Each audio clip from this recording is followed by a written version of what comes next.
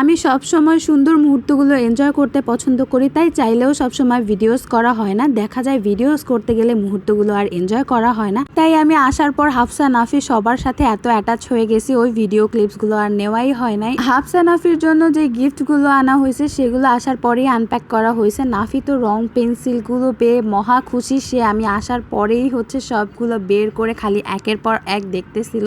নাফির আঁকা ঝোঁকার প্রতি অনেক বেশি ঝোঁক, তাই আমাদের বাসার প্রতিটা দেয়ালে তার অঙ্কনের প্রতিচ্ছবি পাওয়া যায়। মানে সে এত পরিমাণ আঁকাঝোঁকা করে যে আমাদের বাসার প্রত্যেকটা দেয়ালে তার সুন্দর সুন্দর চিত্রশিল্প অঙ্কিত আছে। বলতে গেলে পুরা বাসাটাকে সে ক্যানভাস বানায় ফেলছে। জায়গা বাদ দেন, এখন চলেন ঝাল ঝাল মরিচ নিয়ে খেতে বসে পড়ি। আমার খুব একটা গত 3 মাসে সবজি খাওয়া হয় নাই, তাই এখানে আসার পরে একটু সবজিটাকেই বেশি প্রেফার করছি। এখানে পটল আলু দিয়ে আর বেশি করে কাঁচা মরিচ দিয়ে ভাজা করা হয়েছিল, একদম লাল লাল করে।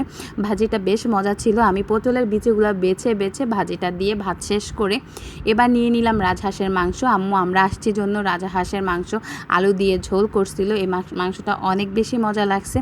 খাওয়া দাওয়া শেষ করলাম, ভাবলাম যে একটু ঘুরে আসি। অনেক দিন পর নিজ গ্রামে আসছি জন্য সব কিছু একটু ঘুরে ঘুরে দেখছিলাম। একটা লং টাইম যেহেতু আমি আমার এই গ্রামেই কাটাইছি, সো এই জায়গার প্রতি আলাদা একটা মায়া কাজ করে। এখানে আসলেই মন ভালো হয়ে যায়। আম্মু আমাদের জন্য রুটি পিঠা বানাইতে বসছে। আর আমাদের বরিশালে না সুতা দিয়ে এইভাবে রুটির পিঠা কেটে তারপর বানানো হয়। কিছু কিছু জায়গায় দেখি গোল গোল প্যারা করে বানায়। এতগুলা রুটি বানাইতে গেলে আসলে এইটাই হচ্ছে সব থেকে সহজ উপায়। আমিও আবার রুটি বেলে দিলাম। বাই দ্য ওয়ে আমি কিন্তু গোল করে সুন্দর করে রুটি বানাইতে পারি।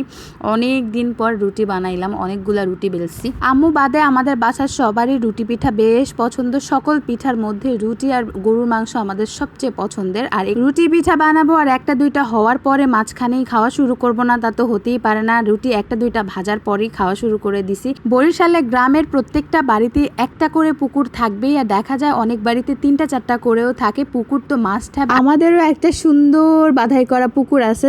এখানে হচ্ছে যেহেতু অনেকদিন পর ভাই বোন সবাই আসছে, তাই সবাই মিলে পুকুরেই গোসল করতেছিল। আমি আবার টুকটাক ভিডিওস নিলাম, যেহেতু ব্লগার বলে কথা, একটু ভিডিও না করলে কি হয়। আমি ভিডিও করতেছিলাম আর মাইয়ে পোলাগুলারও কইতেছিলাম যে একটারও 1 টাকার ঔষধ কিনা খাওয়াবো না যদি জ্বর উঠে সবগুলা যে নামছো। গোসল টোসল শেষ করে সবাই মিলে ঝটপট রুটি পিঠা আর গরুর মাংস নিয়ে খেতে বসে পড়লাম। যদিও অনেক গরম ছিল, মানে অনেক গরম পড়ছিল, তাও রুটি পিঠা দেখে লোভ সামলানো দায়। আর রুটি পিঠা খেতে গেলে আমার বেশি করে ঝোল লাগবে। আমার রুটি পিঠা থাকবে কিন্তু ঝোল শেষ হয়ে যাবে, এরকম সিচুয়েশন। এরপরে একটু সবাই মিলে খোঁজ গল্প করলাম, চকলেট খেলাম আর লাস্টে মুড়ি মাখা দিয়ে সন্ধ্যায় আজকের ব্লগটা শেষ করব। বেশি করে ঝাল ঝাল দিয়ে মুড়ি মাখা খেতে খেতে বিদায় নিচ্ছি। আশা করি ভিডিওটা আপনাদের ভালো লাগবে। ভিডিওটা ভালো লাগলে ছোট করে একটা লাইক অ্যান্ড কমেন্ট করে দিবেন। That's all for today. Allah Hafiz.